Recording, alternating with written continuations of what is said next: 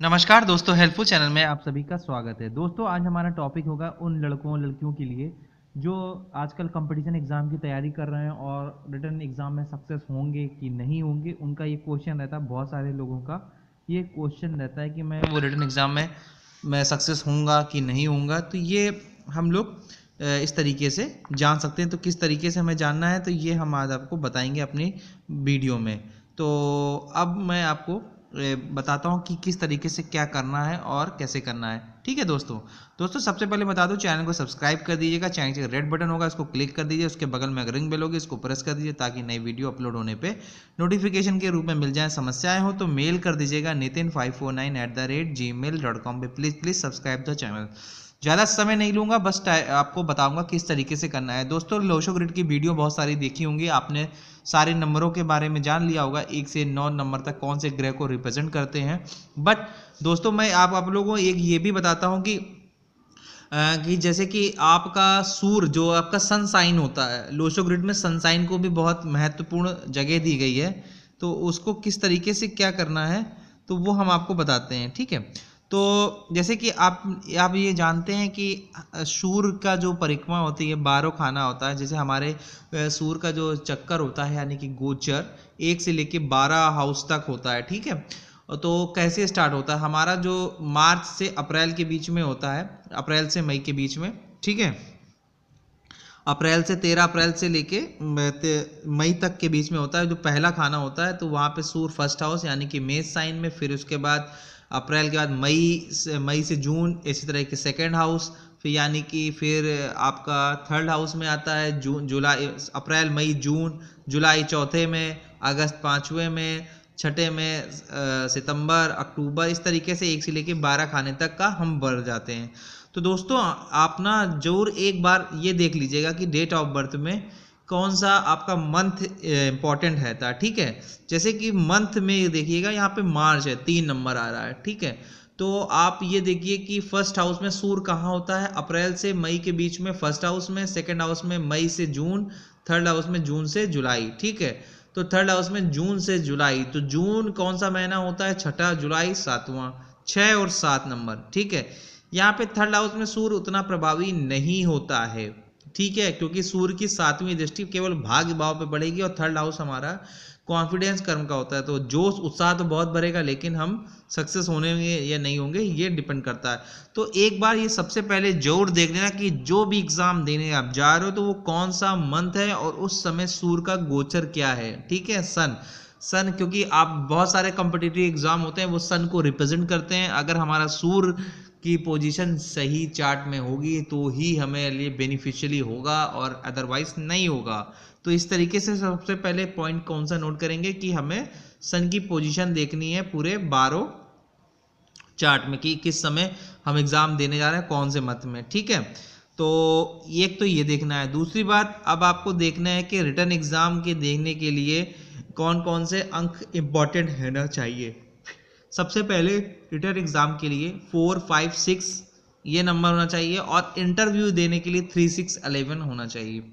उसका रीज़न क्यों है, 4, 5, 6 मैंने इसलिए लिया कि आप देखिए 4 जो होता है पब्लिक का स्थान होता है कुंडली में। अगर चौथा घर जो होता है वो हमारा लोगों का पब्लिक का होता है, लोगों के बीच में आपस में समुदाय का होता है। तो आप कंपटीशन एग्जाम देने जाओगे, थर्ड हाउस हमारा परिक्रम का होता है।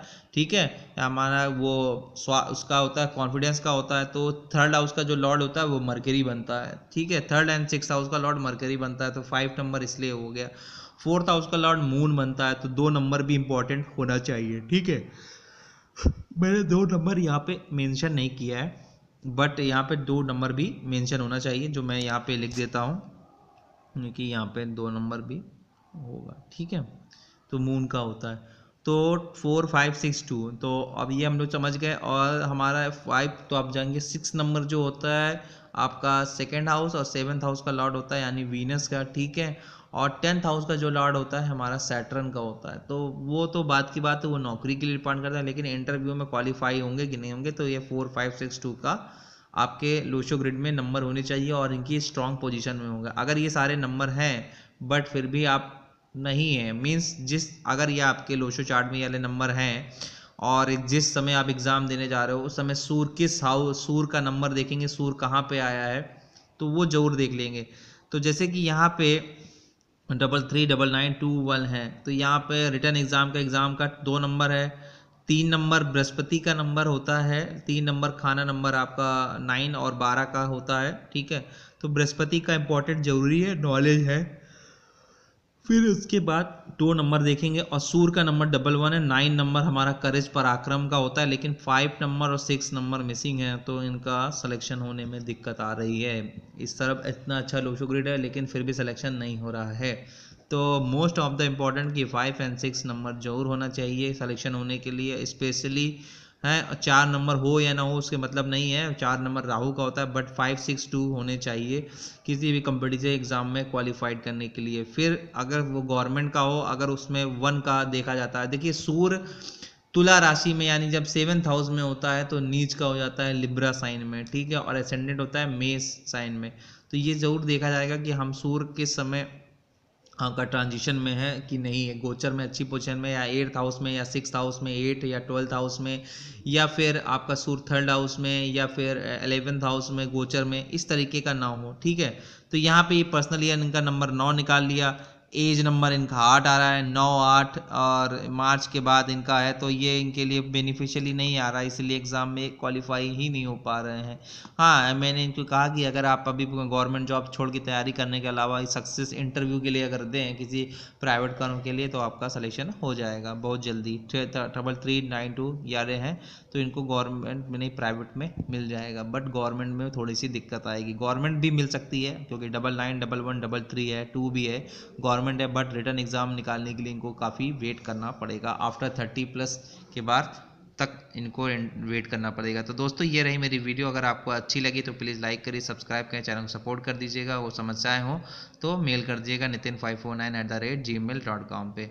तो दोस्तों प्लीज़ सब्सक्राइब चैनल। और दोस्तों मैं एक बात और बता दूं, मैं उन महिलाओं से और उन व्यक्तियों से मैं एक हाथ जोड़ के विनती करता हूँ। मेरे पास अभी कल ही एक महिला के आए थे जिनके वो महिला और उनके हस्बैंड दोनों जॉब करते थे सरकारी विभाग से। जी हाँ दोस्तों, सरकारी विभाग से। और उन्होंने सिर्फ क्वेश्चन पूछा बच्चा संतान होने के लिए, बट उनकी संतान को मैंने बताया, उन्होंने मुझसे बातों बातों में पूछ लिया। फिर बाद में वो कहती हैं कि मैं फीस नहीं पे कर पाएंगी सर, मेरे हस्बैंड ने मना कर दिया।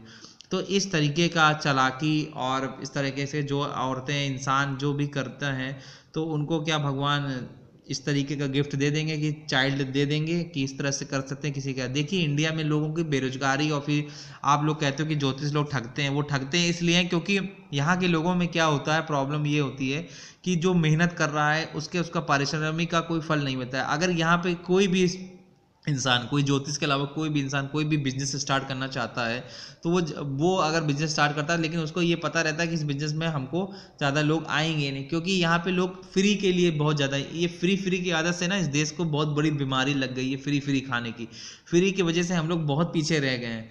ये चीज़ आदत बदलिए। कोई भी काम कर रहा है ये उसका कर्मा है कि वो आपको चीट करता है कि आपको सही रिजल्ट देता है। अगर वो चीट करता है ये उसका कर्मा है, वो उसके ऊपर बीतेगी। बट आपने अगर सच्चे मन से आपको प्रॉब्लम है, आपने फीस दी, उसके वर्क का वेजेस दिया है उसको, तो आपको बहुत अच्छा रिजल्ट मिलेगा। आप अपने कर्म क्यों खराब करते हो, झूठ बोलते हो, इस तरीके से मत करिए, नहीं तो भगवान आप लोगों को ही गलत करता है। और प्लस एस्ट्रोलॉजर के साथ मत करें, उल्टा ही उनके साथ होता है।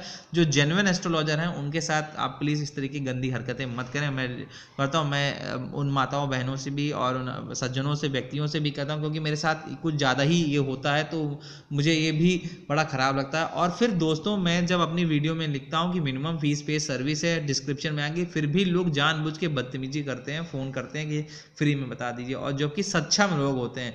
अब मैं फ्री में बताता हूँ, ऐसी बात नहीं मैं फ्री में बता, लेकिन जो ईमानदार व्यक्ति हो उसको मैं कैसे जज करूँ। इस तरीके का आप लोग करोगे तो मेरे पास तो फिर सबसे फीस लेने का ही होगा, मैं किसी की सिंपैथी ही नहीं कर पाऊंगा। तो ये सारी चीज़ें मत करें, जिससे जो काबिल लोग होते हैं, बेचारे मजबूर लोग होते हैं, उनकी मदद नहीं हो पाती है। तो इस तरीके का जो वाहियात, मुझे उनका नाम मैं बोलना नहीं चाहता, लेकिन वो अगर वो मेरी वीडियो सुन रहे हैं तो उनको शर्म आनी चाहिए कि इस तरीके की हरकत करते हैं। But I am really disappointed about this women. तो कोई बात नहीं, चलिए उसका भगवान उनको देख लेंगे। तो दोस्तों ये रही वीडियो, आपको अच्छी लगी तो प्लीज़ लाइक करिएगा, सब्सक्राइब करिएगा, चैनल को सपोर्ट करिए, प्लीज़ सब्सक्राइब द चैनल। धन्यवाद दोस्तों हेल्पफुल चैनल को देखने के लिए।